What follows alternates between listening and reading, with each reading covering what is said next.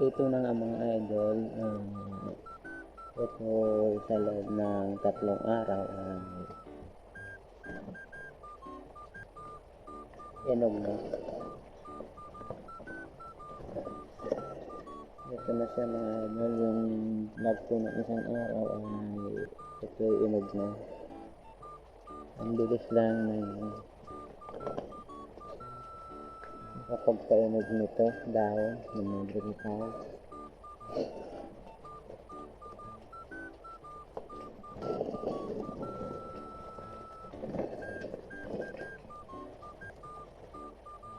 Ito na siya mga idol, dilaw na dilaw na.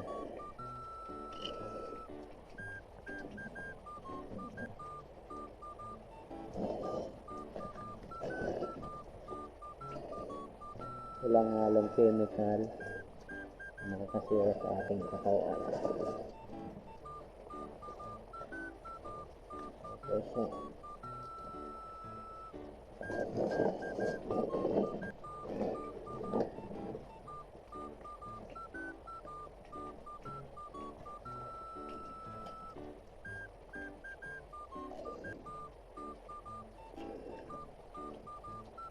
Wow!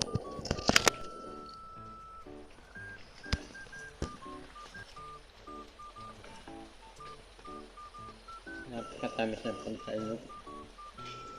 Sana all.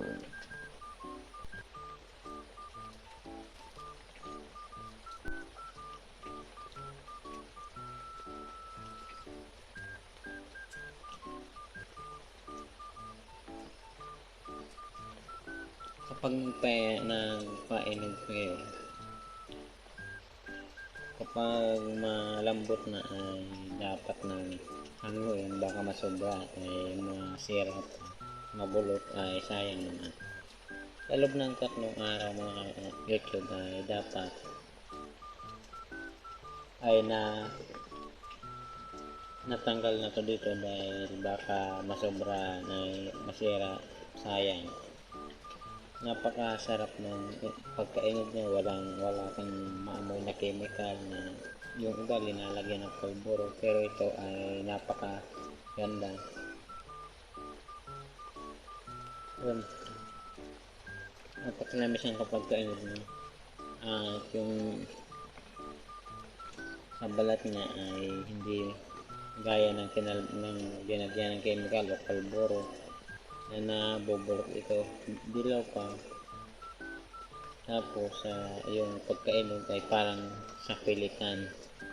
Ito ay talagang inog na inog, masarap tikman.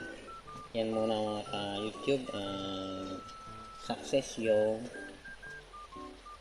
pagbabakid natin ng saging na ilaw. At ito nga, sa loob ng 3 days ay uminog na siya mga ka-YouTube. Kaya success yung pagpainog ng inyong lingkod ng saging. Napakatamis at dilaw na dilaw, walang berdeng matitira dyan. At lahat ito ay inog na inog. Kaya yung mga nagbabalak magpainog ng saging ng walang pulburo o chemical na ginagamit ay yun, dahon lang ng madrigakaw yung gagamitin ninyo para iwas na dun sa pagkasira ng ating katawan. At hanggang dito na muna mga ka-YouTube. Sa lahat ng nag-follow sa akin, maraming salamat. At sa lahat na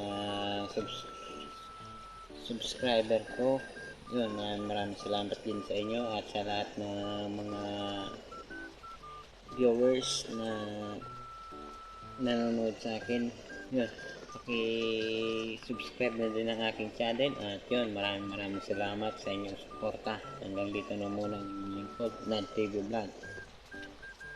Sarap nito, prito